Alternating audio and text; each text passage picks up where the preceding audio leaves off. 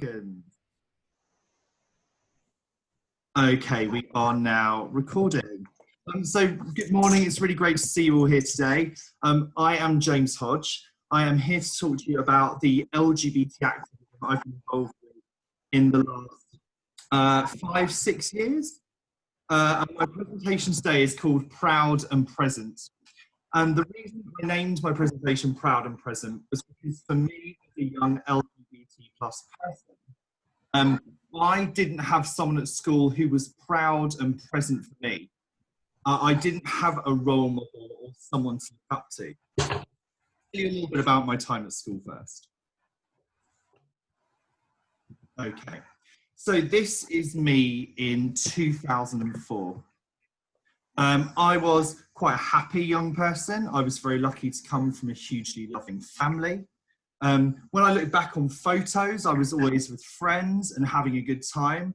But I know that in reality, actually, school was very, very challenging for me. Firstly, I was a real overachiever and I felt a lot of pressure to do well.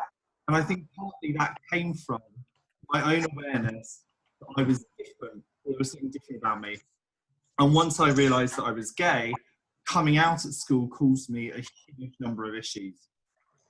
Firstly, it began with just the typical kind of school interactions, mild bullying, but very quickly, because nothing was done about this bullying, things kind of rocketed very quickly and escalated. And when eventually a group of other students went to the head of sixth form with me to say, look, this is out of control, the head of sixth form said, well, who is it? Give us names. And the problem was it had become an embedded culture within the community, which is really difficult because there was at that point no way to stop it. It didn't help that I had some homophobic teachers. I had a drama teacher who delighted in making me walk back and forth in rehearsals and laugh. Gay, it's just too gay, you're not acting right. She even recommended that I go and get speech therapy. I had kindly teachers who just didn't know how to cope with the situation. They were sharing things like, we can't possibly do anything with Section 28. And later when they did try and do something, the message was very much misguided. So there was an assembly kind of aimed at the whole school about me, without me having any knowledge of it, and actually that only added fuel to the flames. I was recommended not to go for head boy because it would just put me in further danger, which was really difficult and challenging for someone who wanted to do my best. Where I was really lucky, and what I want us to focus on today, is the fact that I had Miss Davies. And Miss Davies was my English teacher.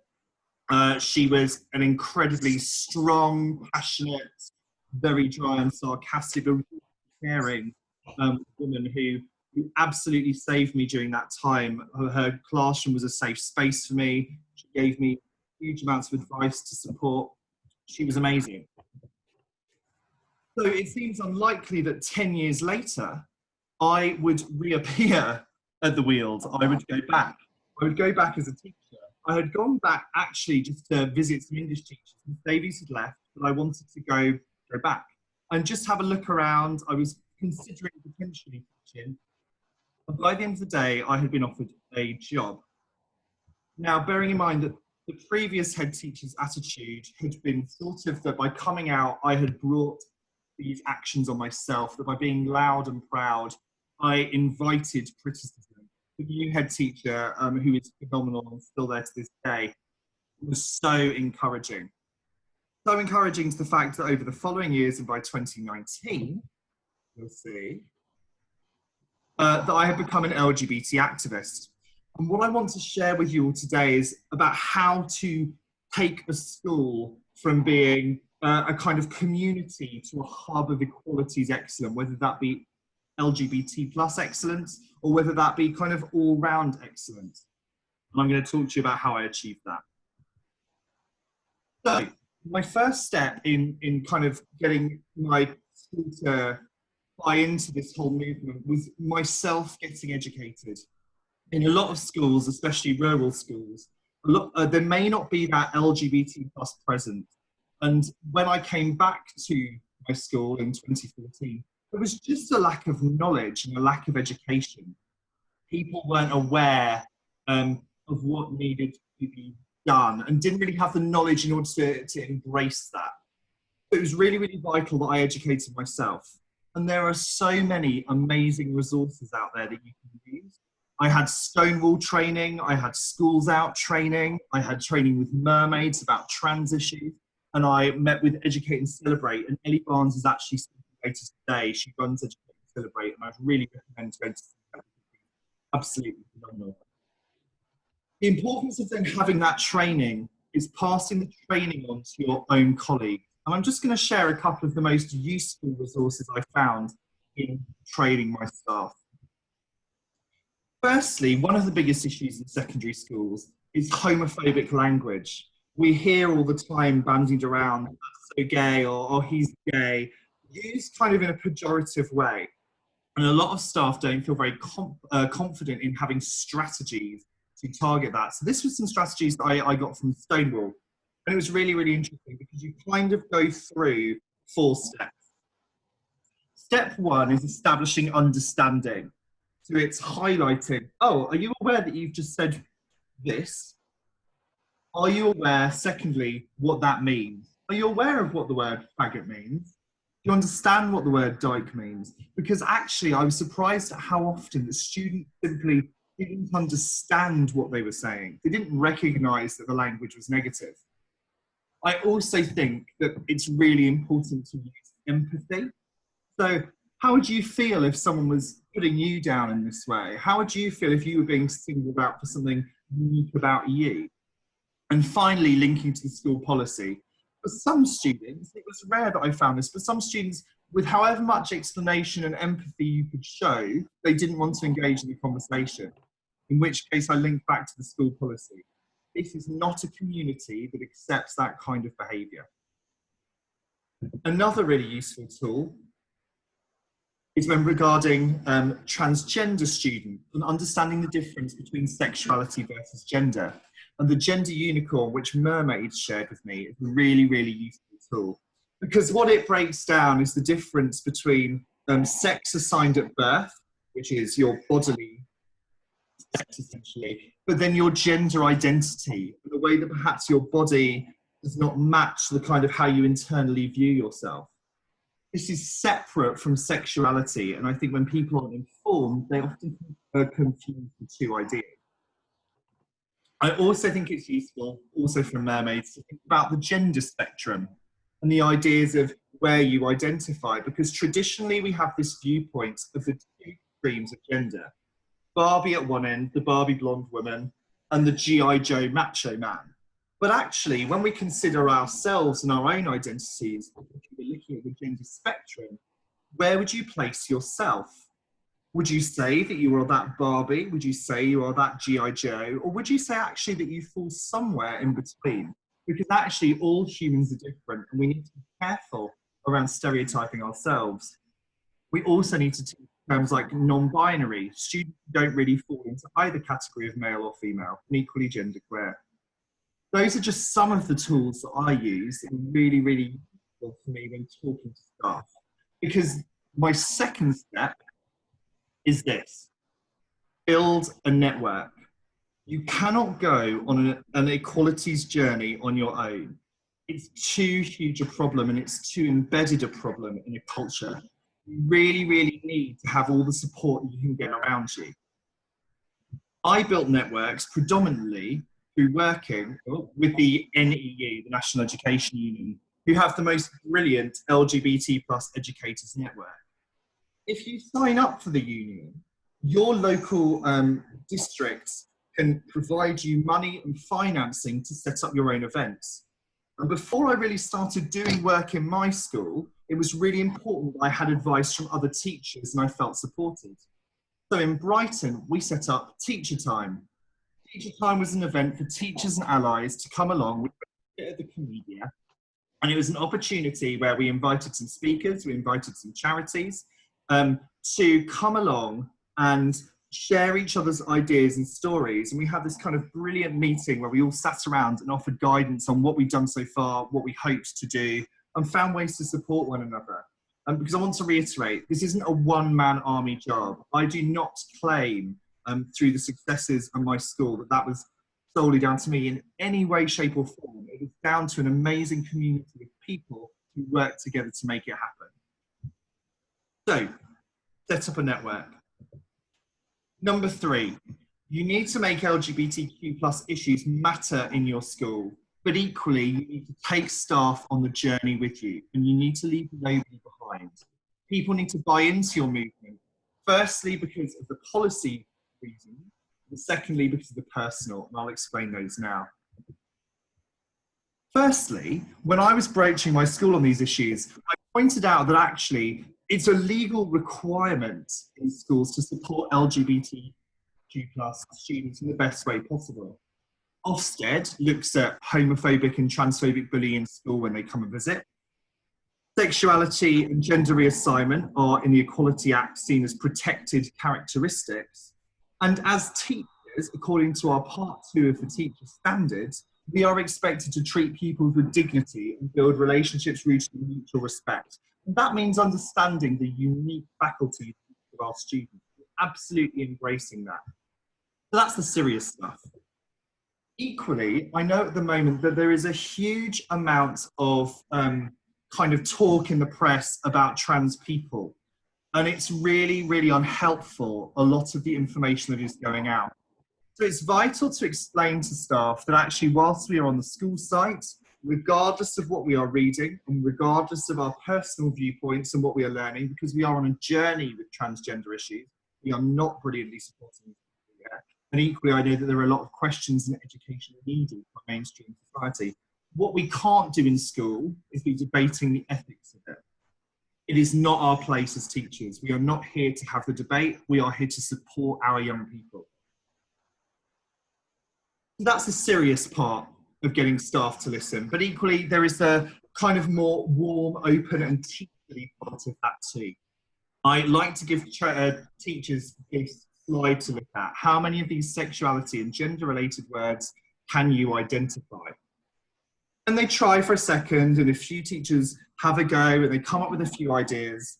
But actually, are these all letters and acronyms that we need to know and understand? Do we need to know everything possible about LGBT plus language and terminology? No. What's most important is that we show empathy and care, and we listen, even if we don't have all the knowledge that we always need, that we are just supportive and that we are pro all of our students. Why? Because we are teachers, and I like to think that's just what we do as professionals. We can change the world one child at a time. And more important than GCSEs and more important than exam results is absolutely making sure our students leave school to be loved and confident and ready to thrive. So take those staff with you. 4, being visible. You can make yourself visible in school in lots of different ways. One way I used to find was wearing a rainbow lanyard, which was just a really clear signifier to say to students I was LGBT+. When I first came out to students, which I was more nervous about, I decided not to do it in a kind of grandiose manner. I didn't do some sort of assembly, or it was really low key and it was really simple. I simply would say in an English lesson, "Oh, my boyfriend loves this book." And that was the close of conversation. And what I found in coming out to my students was that it garnered real respect, but by doing it in a very off-key, low-key kind of way, students weren't fixated on it. It didn't become a huge deal. It was just a minor throwaway comment. It's just another thing about your teacher. Because what I equally didn't want to be was Mr. Hodge, the gay teacher. I wanted to be Mr. Hodge, the inspiring English teacher, and have a million traits to me rather than just a two-dimensional one. Furthermore, though, I did find later, once I was kind of embedded in the community, assemblies can be a really positive way of sharing during LGBT plus month, and was really well received by students and very moving, because young LGBT students need to see that representation in school. I found because I came out to my students, a huge number of students would come out to me, and that was really, really powerful. Step 5, relate LGBTQ plus issues to the real world. How do we do that? Well, I think it's important to keep pointing out that LGBT issues are not just something to kind of smack naughty children over the head with for calling other kids gay. It's a part of our real life and our day-to-day culture. And one way of kind of helping students make these links is by considering who their LGBT plus heroes are, looking at real world examples. So I chose a selection of people that they were familiar with, and we were able to have discussions about these icons. And that made LGBT plus people feel more real to them. And also showed kind of LGBT plus excellence and success, and not just sad stories about people who've had a hard life. Furthermore, I think it's important because it's very easy to say, oh, it's fine to be LGBT plus now. They're just a normal part of society. Everything is fine. But actually, in reality, it's really important to challenge those sort of statements. So some tutor time activities that I did were around the topic of kind of stuff going on in the media today. And the question I posed was, why are there no gay footballers in the Premier League? And we had such an interesting conversation with students about this, boys especially who were passionate about football and were excited to kind of discuss the topic, but at the same time, in a situation kind of that was relevant to them. So, for example, talking to them about Brighton matches and the range of kind of homophobic chants heard at the Brighton football ground. Does your boyfriend know you're here and we can see you holding hands, and town full of faggots, town full of faggots. 50% of football supporters are still hearing these homophobic chants at matches. That shows that everything is not okay yet. And that tells our students, look, we need to do something about it. Also, I found demystifying queer culture really, really useful. Because I think sometimes when we talk about LGBT plus culture, we turn it into something that's other, something different, something alternative, not the norm. And that can be a positive, not the norm, kind of exoticism I've heard people talk about. But actually, I think demystifying and celebrating gay culture is really important, and LGBT culture. So, for example, as part of our tutor time activities, we would do a session on what pride is. And we would show them videos of what pride looks like. We wouldn't just turn it into a concept. This is what a pride parade looks like. Look at all these different people who are here. Look at all these different people from different backgrounds. Look at the big companies. Look at all these community groups that are out there in the world waiting to support our students. Equally, music as a massive part of our community is so important. So sharing music like I'm Coming Out by Diana Ross, and I Will Survive by Gloria Gaynor, and talking to students, why do you think these songs are so important for LGBT people? Why are they still being played at prides today? What does it say about our culture that we feel that we need to survive? They find that thought-provoking. And finally, I think talking about drag is really interesting, especially because currently with the rise of RuPaul's Drag Race being so hugely popular, it's something with real cachet that we can use with our students. And my students found it fascinating. And I think I've certainly met a lot of adults historically who are scared of drag, and it's something intimidating to them.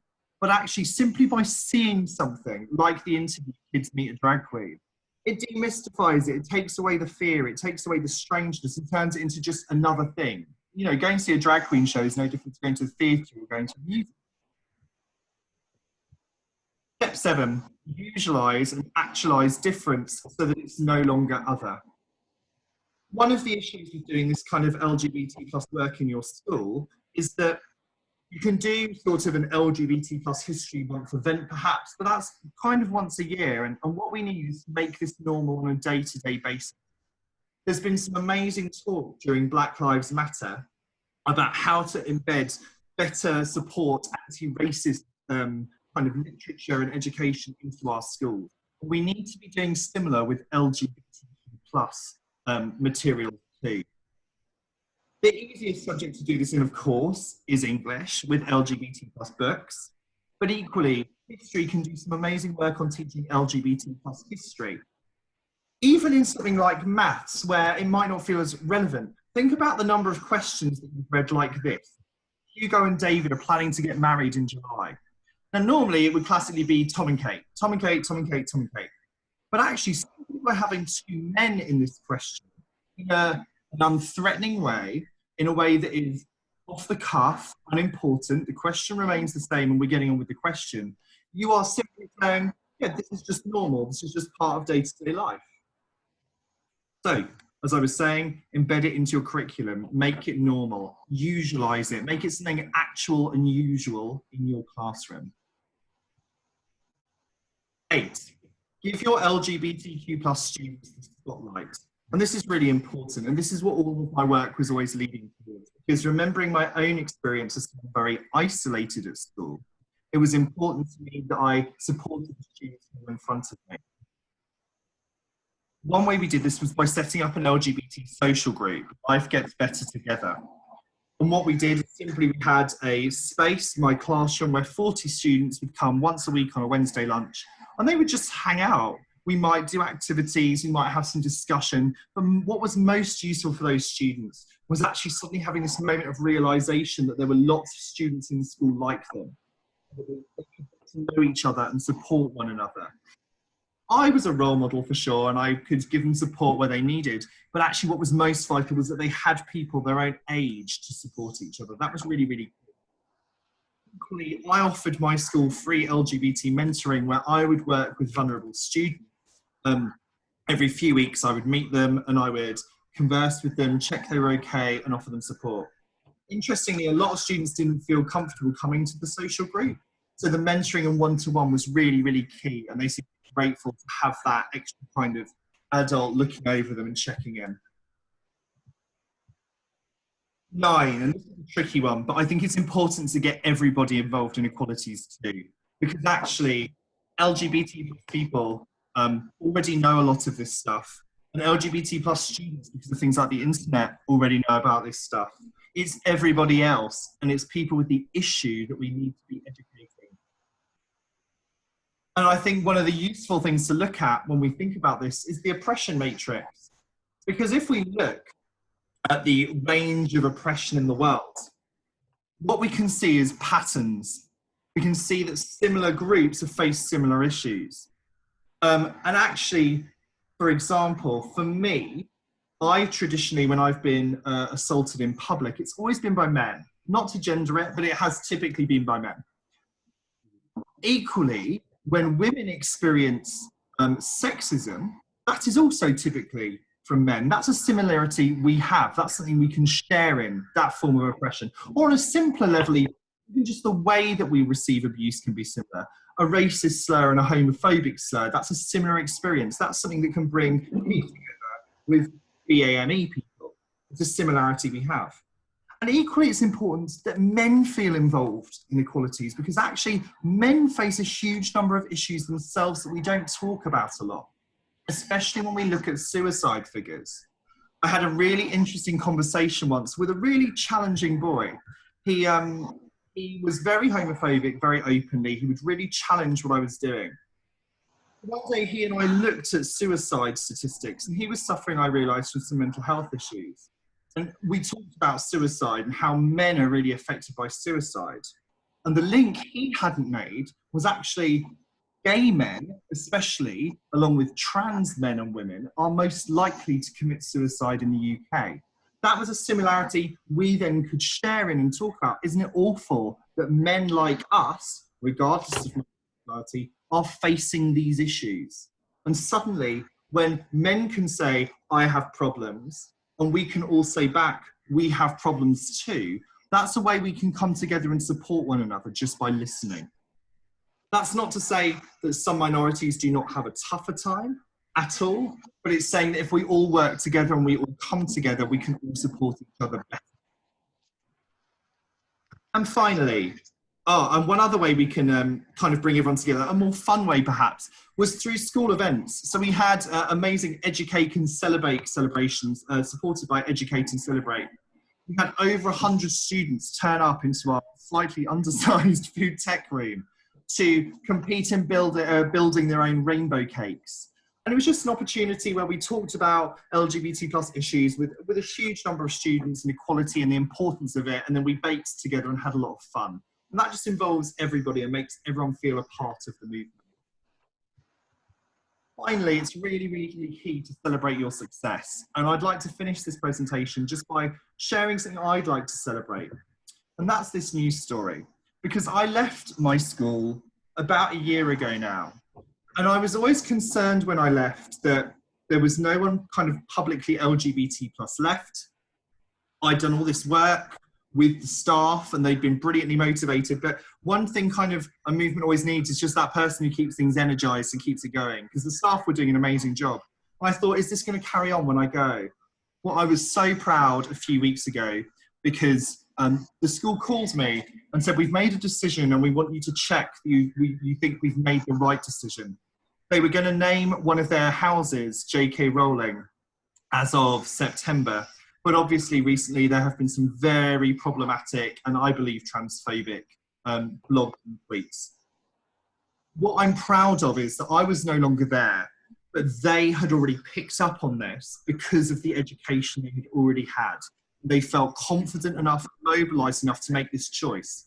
And it was a big choice and it made national news. And the way that they fought back during a period that, caused hate mail and staff harassment, and it was a really bleak week for some of those members of staff. But they could say, hand on heart, we are doing the right thing in supporting our trans students by doing it. And for me, I'm so proud that they have managed to establish that on their own. They don't need an LGBT plus to educate them now because they know themselves and they are moving forwards on their equalities movement to support trainees. So, to conclude, hopefully you now feel that you have some tools, and I will be sharing this presentation with you all at the end, to move forwards in your own school communities. I love this quote, inaction breeds doubt and fear, action breeds confidence and courage. So go forwards now, feeling confident and knowing that you are educated to go and make change in your own school. I've left a couple of minutes now. We've got 8 minutes for any questions. So I'm just going to shut down screen sharing. Would anybody like to ask any questions? You can put them in the chat bar or you can unmute your mic. I don't mind which. Does anyone have any questions? Hi, James. Hello. Yeah, and I just wanted to ask you, actually, have you ever come across, up against parents who are, very sort of, no, I don't want my children hearing about all of this, and how would you respond to that? So I was in the secondary setting, and I know that certainly primary and setting are quite different. And which background are you, Abby? I actually work in a special needs autistic school, but I work in primary, but we also have a secondary and a sixth form. So yeah. It's all. Oh, that's really, really interesting. For me, I had kind of two levels of parent challenge. Parent challenge to me individually, where firstly there was the kind of implicit homophobia that I get on parents' evening, where someone would just walk up to me and be like, oh, you must be the drama teacher because you're gay, which was always quite funny, really. But I think that's just people's lack of knowledge and people's lack of exposure. And you challenge that just by being a really brilliant teacher. I think on the wider school community level, for me, that wasn't a conversation I would have with parents. I would forward anything like that to SLT. And the message is simple. This is part of our national framework. Ofsted look at this. We have protected characteristic students in our school who we need to educate on. And we need to support our students. And actually, to be fair, I think we maybe had it happen once in 5-6 years. I know that in primary it's a more sensitive issue and you might want to think about how you'd adapt. And same with an SEN school, I guess. You might want to think sensitively about how you adapt things. But I think if everything always comes from a place of warmth, kindness and support, you can't really go wrong. Does that make sense, Abby? Yeah, thank you. Brilliant, no worries. Any more questions?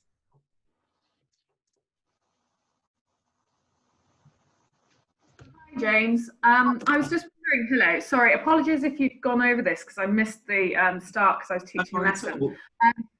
But you mentioned obviously kind of texts in English, and I just wondered if you could tell us about any texts that, young adult texts that deal with LGBTQ issues that you found particularly powerful. Oh, that's a really good question. What I will do is I will attach a list to my email because I have got a long list. For me, my favourite stuff was always poetry, just because I like to do a lot of my equality stuff kind of together alongside racism and sexism. I like to kind of bring them together because it reminds us that we are all struggling together. So poems like, a great one is In Paris With You by James Fenton. Now, a lot of people don't know that's actually a poem about an LGBT plus relationship. And it's been on the GCSE syllabus for years. But a lot of teachers just aren't aware because of the subtext of it that it's actually a queer poem. And it's about a man who is having an affair with another man. I think he might be gay already from the start of the poem. His previous relationship was also gay. But when you read James Fenton's reading of it, it's really, really interesting. Equally, anything by Carol Ann Duffy, normally amazing. Hour by Carol Ann Duffy, brilliant poem where it's about a couple who are, again, they're slipping away to meet for an hour at a time, and you don't know why. And there's no mention of it being another woman, but I think when you read it through that queer lens, knowing that Duffy herself is a lesbian, it's really interesting to see about how that changes the interpretation of the poem. As for actual LGBT plus narratives, there's some brilliant poetry prose. I can't remember the name of it, but what I'll do is I will get a list together and I will post it. Thank you very much. And no worries. Any more questions? Hi. Hello. I was just going to ask. I am starting a new school. Well, I've just started, obviously in lockdown, which is great. But I don't know at the moment where we stand in terms of sort of openly LGBT staff members. What I wouldn't want to do is to put pressure on those staff members to feel like it has to be their job to do visibility, basically. As an ally, I don't know how comfortable I am stepping in and being that representative when it's not my lived experience. I just wanted some advice around like how much, obviously I know it's different for everyone, but what the sort of general advice is around that? No, Olivia, I think you make a really good point there. And firstly, on the topic of LGBT plus teachers, one thing I'd say is do not come out of school if you're not comfortable to. It's not a necessity. As an LGBT plus person, we don't have a responsibility to do that. We're teachers first and foremost. And my agenda in school was never purely to go and kind of set the world to rights on LGBT plus issues. My agenda was to be a brilliant teacher and support young people. The LGBT plus was a bonus. So if teachers don't want to come out of school, I think that's absolutely fine. But equally, my whole message, Olivia, in the assembly that I ran was about being an ally. Being an ally is much more important than just being a comfortable LGBT plus person in schools in some ways, insofar as there's probably a lot more heterosexual people than there are LGBT plus people. But actually, by being an ally, you're giving a really positive message that, you know, these issues don't affect me as an individual person. I care about these issues and I want to support these people. That's hugely powerful. Yeah. In the same way that I think, you know, white support of Black Lives Matter is really important, because actually there's this strange habit of sort of saying, oh, well, this group are just always defensive and they're always saying about how hard their lives are. Well, actually, if I then say as someone who isn't a member of a minority group, well, actually, I think that's really awful and we need to be helping those people. That's really powerful. Not in a kind of white saviour complex way, but just in a way of being who supports other people, if that makes sense. Yeah, of course. That sounds good. If you wanted to support those students, I think you're a great role model. Anyone is a great role model, as long as you have the education to kind of back up what you're doing. Well, I'd recommend just getting some training. Okay, cool. Thank you. No worries. Any final questions? James, I just have a quick one, if that's okay. I don't mind openly discussing that I'm gay and I'm married, and you know, I don't mind discussing anything about it. And I get what you're saying about when you kind of just slipped in that something about your boyfriend. Forgive me, I think it was about a book or something. Yeah. I wasn't listening. On the rare occasion that I've taken assemblies and I've said, "Oh, my husband this, my husband that," how do you? Now, don't get me wrong. I'm over 50 and I've been gay all my life, but still in a school environment. How do you kind of suggest that I/other people cope when you can see gasps in the room from peers and staff haven't said, please don't discuss that you're gay or that you've got a husband, but you can just feel it? Yeah, I mean, that's really difficult because it feels very personal. I think over the years of trying to kind of deal with that stuff myself, ultimately, the most important thing to remember is that most fear comes from a lack of education and a lack of experience. those people haven't had the experiences you've had, and you've had some really powerful experiences, I'm sure, and it's really important that you share those. And if they're shocked by that, that's their issue, and they need to kind of deal and work through that, because if they do have a problem with that, that's kind of their issue. I'm someone who, I've never been a racist. I'm not black, I've never been a racist. I'm not shocked when I hear about black experience, because I'm comfortable in myself. And I think the issue really you're talking about is really, that's their issue. You could talk to them about it and ask them. I think just being open and being a good colleague and a warm colleague and being an excellent teacher and a role model in your school community in itself, that gives them a message that actually what you are doing is good and right, and you're clearly a brilliant teacher and everything else. And therefore, if you're making that choice, well, you get everything else right as well. So surely you're right on this too, no doubt, and it's their lack of education. Just try not to let it bring you down, because I do appreciate that's hard. Does that make sense? Cool, thank you. Yeah, thank you. Any more questions? I might have some in the chat. Let me just check. I will sort out emails via Emma Kell, who's running the event. How do you know the line between being supportive and sharing opinion? I feel strongly that I'm really worried about overstepping, so I never know what you're allowed to say, e.g. when a student asks how you'd respond if a child was gay, against God, etc. That's interesting. I think when it comes to some opinions, like political opinions, like parties you vote for, where there's kind of supposedly no right answer, those are the opinions that you can't really share so much. If a student says something like, like, isn't it against God? I guess that's to do with religion. Obviously, we need to be sensitive in response. And we don't challenge and question people's religious belief.